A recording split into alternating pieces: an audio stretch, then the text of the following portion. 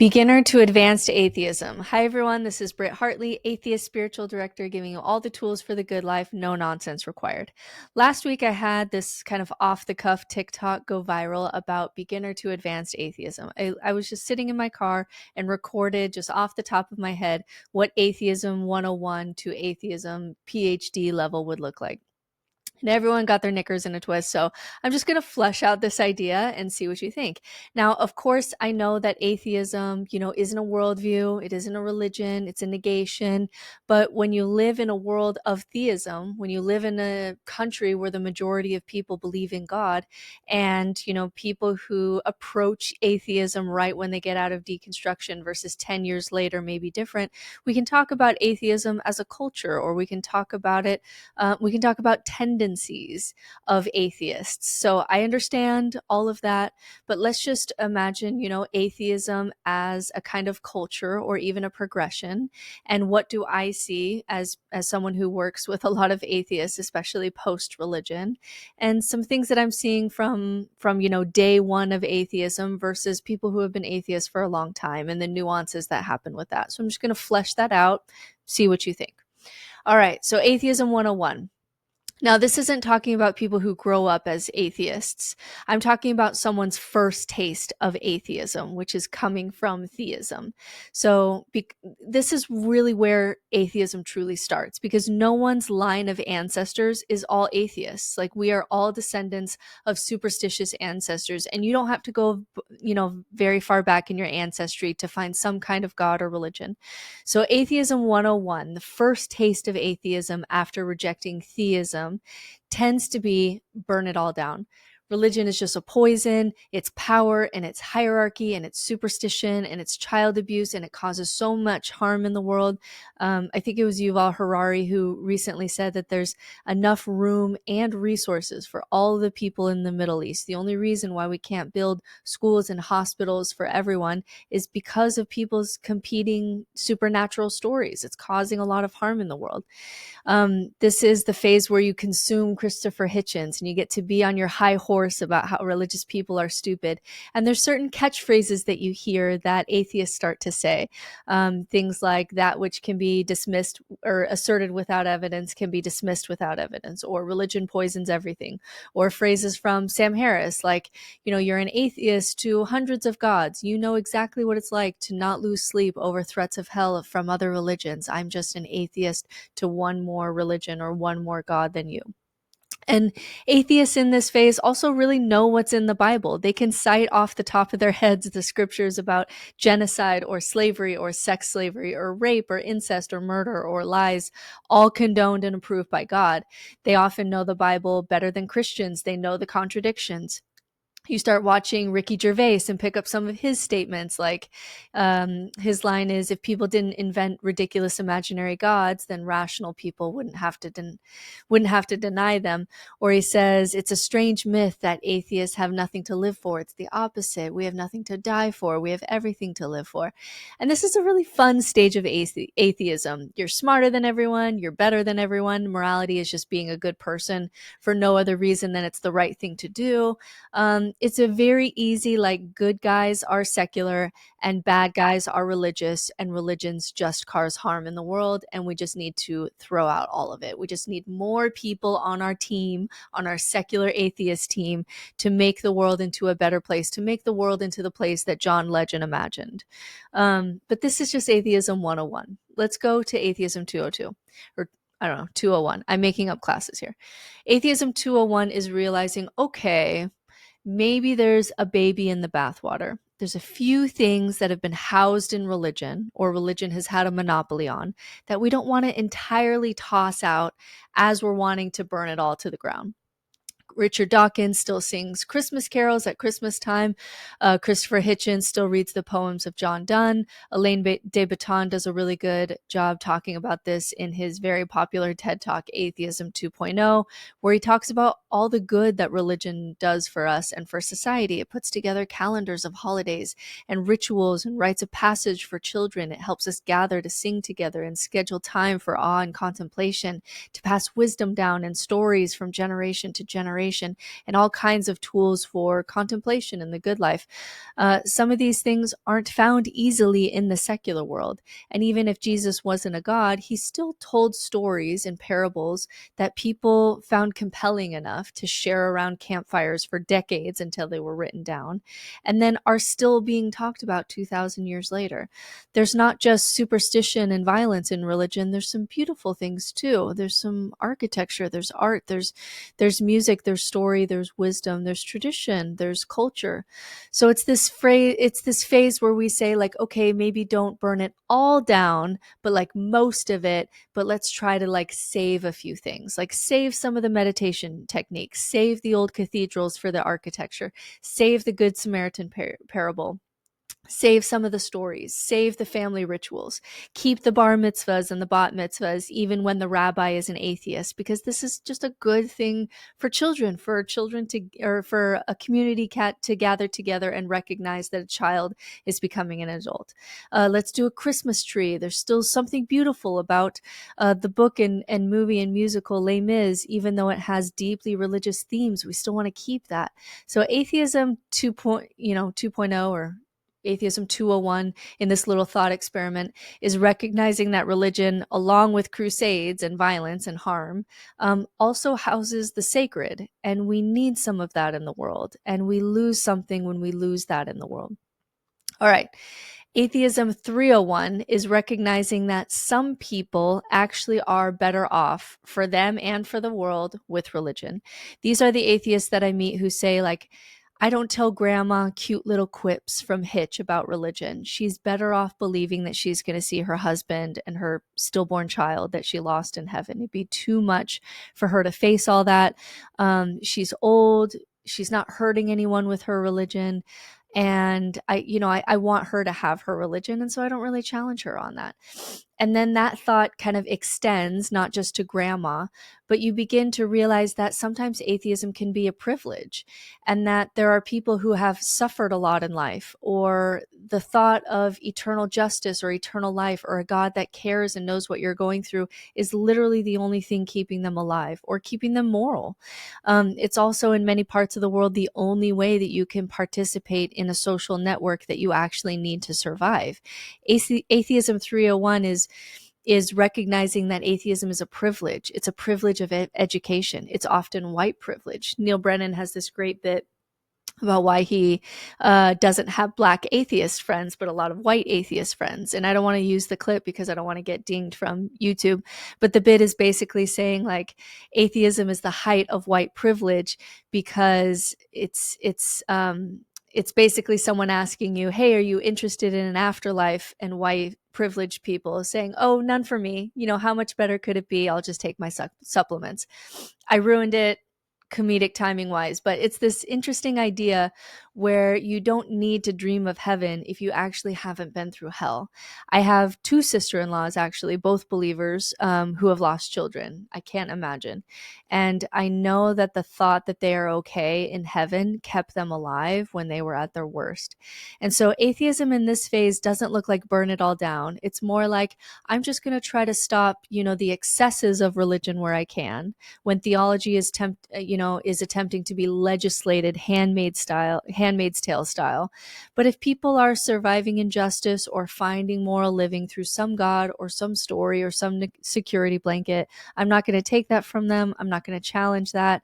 This is when you stop evangelizing atheism, because you're just only there to push back when religion starts to get ugly, because you recognize that there's something distasteful about walking into a black church, for example, as a privileged white person, and saying to this community that went through slavery and really latched on to this idea of restoration theology, this idea that someday the last shall be first and the first shall be last, and the gospel music, and just saying, like, oh, by the way, your God isn't real. Like, Atheism 301 is realizing that there's some privilege involved in having the education and social safety net to be able to leave religion altogether, to even have the psychological safety to challenge religion and invite more chaos into your life. So if we co-evolved with religion and you don't need religion, you probably have access to things that maybe others don't. And maybe some of the world is better off with their delusional story for now. We just have to push back on, I guess, the worst of what religion can do. It's just an idea. Just think about it. Graduate level atheism. Again, it's just a thought experiment, not married to any of this. But if we were to continue on to graduate level atheism, this would be realizing that nihilism may be a bigger threat than fundamentalism. And with that, secularism cannot and is incapable of, this is where everybody got mad, is incapable of producing the communities and resources that can stave off the rise of nihilism and meaninglessness. Graduate level atheism, for those who read Nietzsche, realize that we won't survive the death of God, because in the vacuum of that void, there are worse things that can grow there than Christianity. So stay with me on this one. This is one where people really disagreed with me, which is fine, but at least understand the point before you disagree so that I get fair pushback, because I want the fair pushback. So the argument that I'm making is that you need shared myths to create real and lasting communities that provide relationships, meaning, structure, purpose, etc. Now, individual atheists can have their jujitsu club and their philosophy coffee group and their cycling team and whatnot. Of course they can, but those are individually created communities. They don't raise children. They don't pass on from you to children. And what we're seeing in the data more and more, and this data I actually know really well, it was my capstone master's degree project, was on Gen Z, religion, and spirituality, is that without community, without a sense of the sacred, rites of passage, identity, belonging, adult mentors, ritual, moral education, structure, order, safety, without this nest period that religion is so good at providing, and is so important for kids. And then on top of that, giving them phones. We're seeing suicide, risky behaviors, depression, anxiety skyrocket, even the children of atheists, or especially the children of atheists. So these kids have more to deal with because they see more in one day on their phones than Alexander the Great saw in his whole life. And they had less of a nest period to grow their wings, to grow their identity, to grow a healthy ego. And that combination means that atheist children often don't self-identify as atheist. They become something else. They go back to religion. Or because they were miserable outside of it, maybe they figure that religion maybe is true. Or some of them will say to me that maybe it's not true, but I'm happier and I function better when I believe in God. So graduate level atheism is realizing that secularism doesn't have sticky enough myths to get people to donate their time and money and resources in the way that dogma drives religions to be able to do. Which means that secular humanism is never going to create communities that raise children and support families. It is actually impossible to create something like Atheist Church. Believe me, I didn't think this at first with Atheism 101. We've been trying to do this since the Enlightenment. I've studied hundreds of efforts. They last about 5 years. I even tried myself. Without dogma, human nature says people just end up staying at home and watching Netflix. Ask any atheist if it's a good idea to go look at a starry night and consider their place in the universe, and they will all say, yes, you should do this. But there's no day on the atheist calendar to gather and do that. There's no day to gather and drink a whiskey and share your favorite Hitch slaps on the day that Hitch died or something. There's no day to celebrate Carl Sagan. There's no story. There's no place to meet. There's none of that. And so what seems to be human nature is we either cult too much, which leads to fundamentalism and the problems of fundamentalism, or we cult too little and we become alone and we face nihilism because we're just alone and depressed and we realize that we're going to die and what's the point? And then we're stuck in capitalism because we can't create communities because we don't have strong enough myths to be able to create those communities. And so it's not even fully nihilism that we have to worry about, even though nihilism is a problem. People in nihilism kill themselves more often than they kill others. It's more of a self-violent kind of thing, whereas religion can be an others violent thing. It's more that with the lack of community and the lack of meaning and the fear of death and the rise of nihilism, it creates this vacuum where political religions arise because we just have these needs that aren't being met. And so Nietzsche predicted that the first thing that would happen when God dies is we would create political religions with men at the top that we treat like gods who promise us utopia. And some of those political religions really are worse than theological religions because it's all the violence of religion, but with no soul, with no Good Samaritan story, with none of that. I don't think that the wars of the 21st century or Stalin is the result of atheism, or this is what atheists do. But I do think that the decline of God made us more susceptible to demagogues and political religions. So with the death of God, we get a rise in nihilism. We get a rise in fundamentalism as people are afraid of the chaos and they start clinging stronger to their religions. We get a rise in Islam especially, and we get a rise in political religions and political leaders who are worshipped like their gods. So this is where not only do you stop evangelizing for atheism, but you actually start to realize that we are leaving the burning house of organized religion, but we are heading off of a cliff and no one sees the cliff ahead. This is when we start to say, whoa, actually, maybe Christianity is actually the least problematic way for people to deal with life, even though it's not true and it is problematic. This is exactly what happened to Ayaan Hirsi Ali. She's looking at the politics. She's the very famous atheist. She's looking at politics and she's looking at the rise of Islam and she's thinking there is nothing to stop this except Christianity. And so she, atheist of all atheists, besties with the four, main atheists, becomes a Christian. And she does this when she's depressed and she's essentially in nihilism. And so she becomes a Christian because maybe nihilism, Islam, political religions, depression and suicide, maybe all of that is worse. And maybe secularism will never be able to create communities and resources that can help people enough to be able to compete. They lose by default.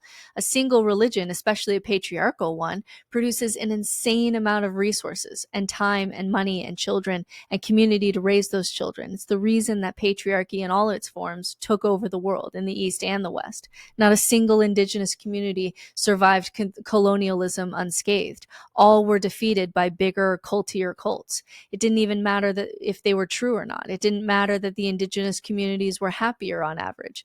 The bigger cults won. So if secularism can't compete and provide people with resources for their fears and desires and needs as humans, and religion fails, and when religion fails, people just turn to political religions or nihilism or fundamentalism, we have to start to ask ourselves, is belief in God better than the alternative? And this is all the conversation that's happening in these kind of atheism versus theism conversations. We're not talking anymore about whether or not God exists. We're talking about whether or not society functions better if people believe that God exists. This is what Ben Shapiro talks about when he debates atheists. So if we can't create community without shared myth, and we thrive best in community, is the best course of action not to destroy religion, but to continue to evolve with it. This is when you get atheists who want all religions to eventually turn into what secular Judaism is today. That maybe the fastest way, this is a good argument, by the way, maybe the fastest way to get to what we want isn't building up from secularism, which just isn't sticky enough to it just can't get the ball rolling. Maybe the best way to get there is to actually deconstruct from religion, adjust from what's already there. Secular Jews in America don't have to believe literal truth claims. They get all the benefit of community and identity and meaning and purpose and culture.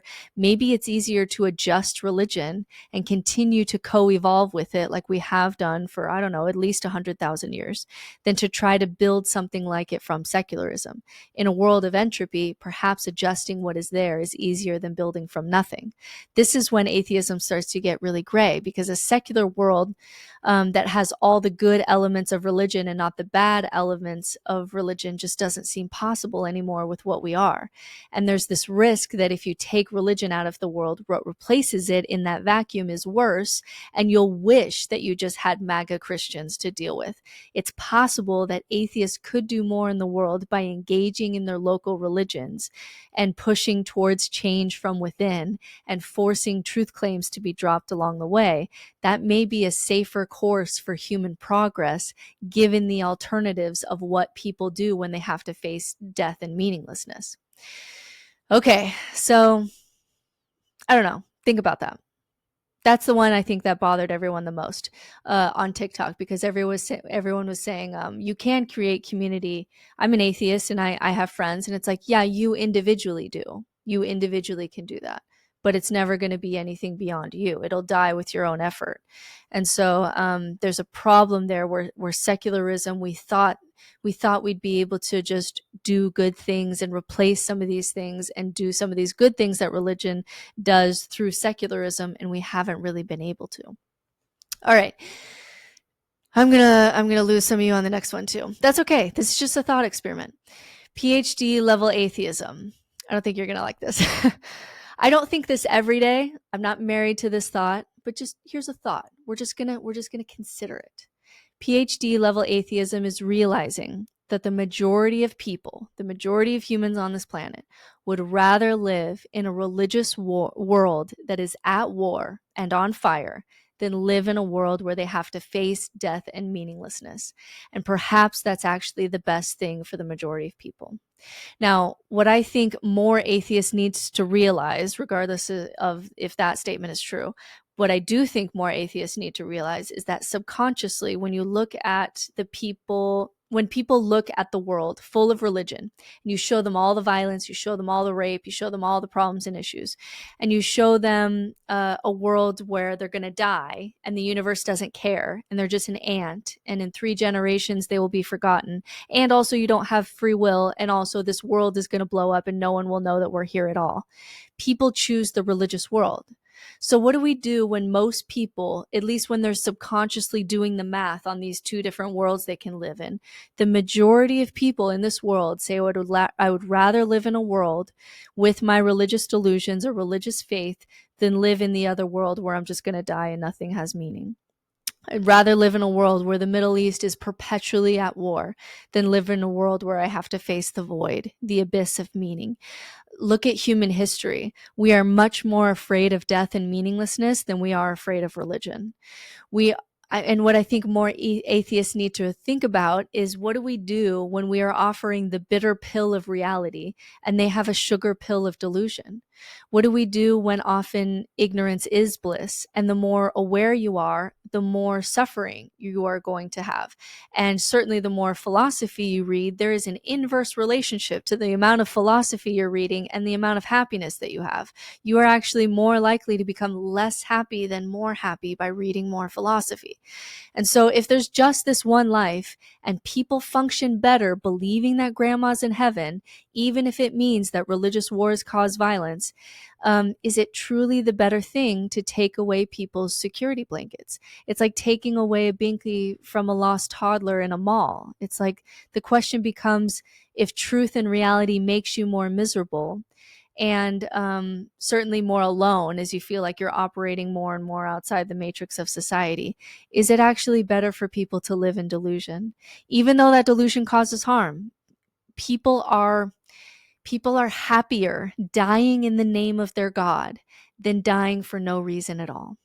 And this is when atheists realize that not only is it a privilege to be an atheist, but it's also a road only for people with a certain set of core values. These are for people who often think and feel very deeply. Truth-seeking and authenticity are very high core values for atheists, which means often they will feel alone and they will have to grapple with suffering when everybody else is taking their opiate of religion, and they will have to face death when everyone else gets to bypass that and imagine them in heaven. And what makes life harder, and this will make life harder in many ways, but it's worth it only to people who are willing to pay high costs for harsh truths. In the same way that we don't show children all the horrors of the world at once when they're 5 years old, even though it's true in reality, because and because it's cruel. We let them believe in the tooth fairy and Santa Claus because it's better than showing them all the pictures of dead children in Palestine, even though that's more true than Santa Claus. And so here's the kicker on top of that. Once you deconstruct free will too, if you keep going, if you're an atheist who keeps going in their deconstruction, you have to recognize that you didn't choose that truth would be a high core value for you, in the same way that your friend who's religious didn't choose that loyalty would be a high core value for them. So the only people who become hardcore atheists, who deconstruct all the way down to the bottom of all the rabbit holes, are those who didn't choose that truth seeking at all costs would be their highest moral value, that they'd rather be miserable and know than not know and be happier. We didn't choose our core values. They choose us. We didn't sit down when we were 5 and say, here's our hierarchy of values. This means more than this, and this means more than this. We subconsciously build that as we go, based on our genetics and personality and experiences and sibling dynamics and all of that, which means you have no reason to feel better or superior to anyone else as an atheist just because truth was a high core value for you, higher than loyalty, higher than authority, higher than all these other things.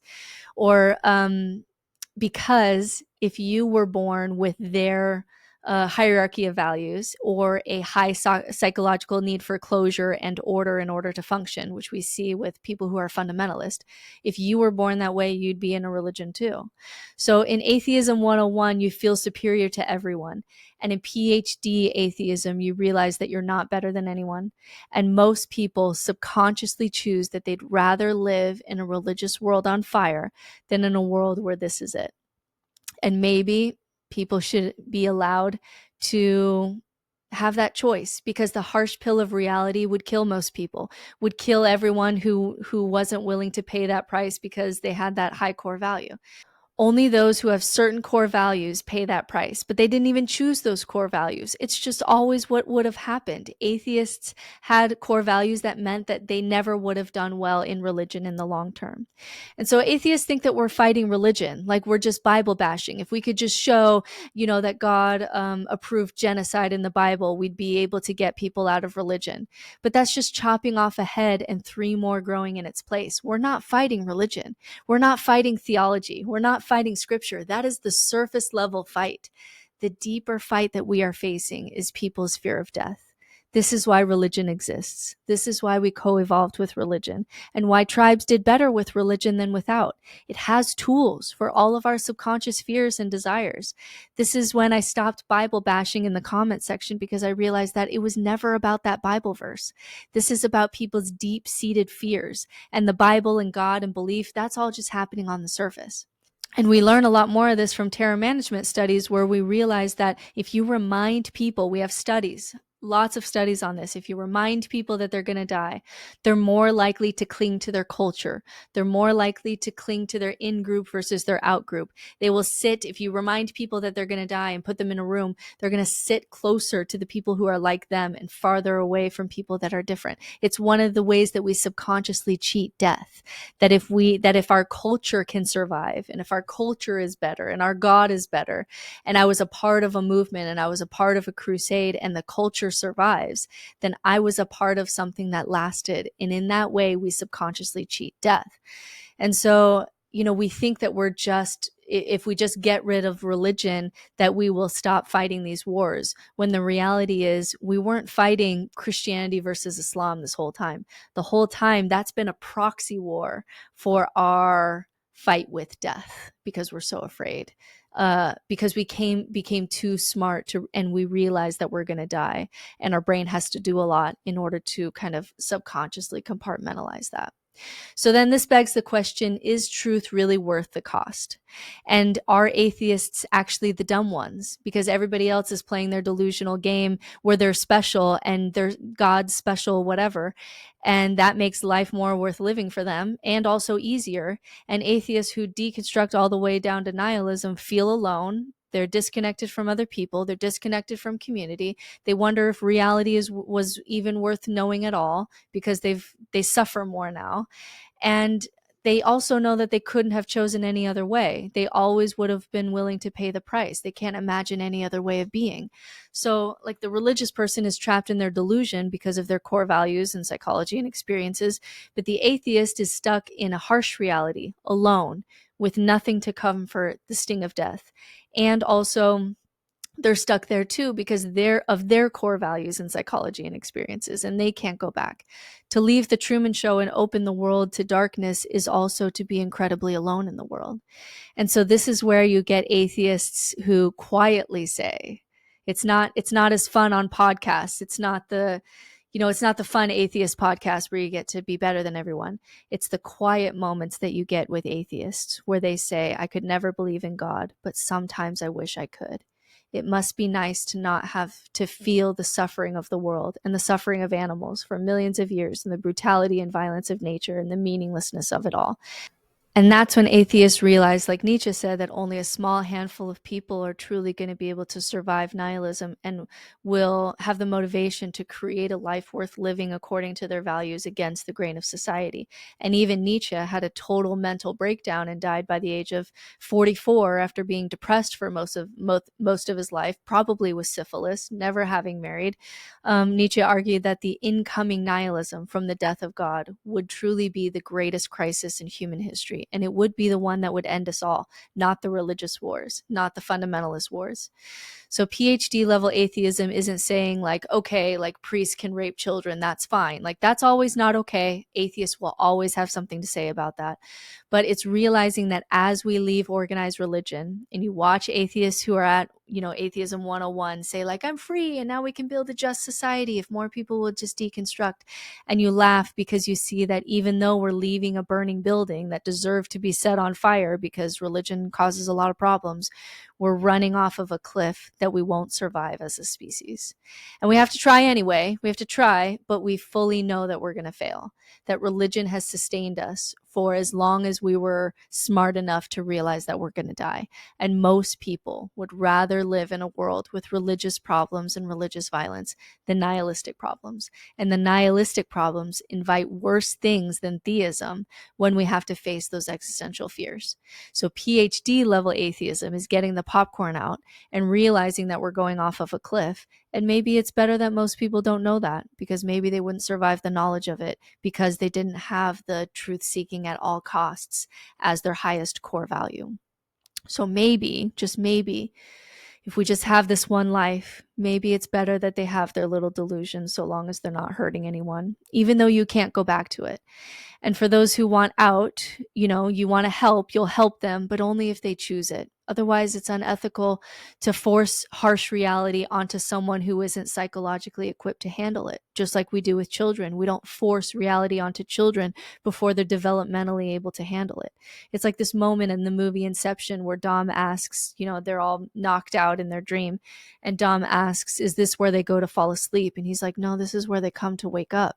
If the reality of life is that it's short and full of suffering, and in 3 generations you'll be forgotten entirely, and we're not capable as a species of overcoming our evolutionary impulses and our deep fear of death and our deep superstitiousness, except for a few individuals, then why wake people up to reality at all if their delusion makes them happy? Again, this doesn't excuse the problems of religion, but it becomes a lot more nuanced. It reminds me of, if I was in the hospital and I knew my child was asleep and dreaming peacefully, and I could know that that dream was good because they were smiling, would I wake up that child to tell them that they're going to die in an hour and it's going to be a painful, suffering death? Or would I just let them stay asleep? Because why am I clinging to reality at this point? I'm not married to these thoughts. It was literally just a short TikTok that I had that garnered a lot of conversation. So I thought it'd be fun to flesh those out and record it.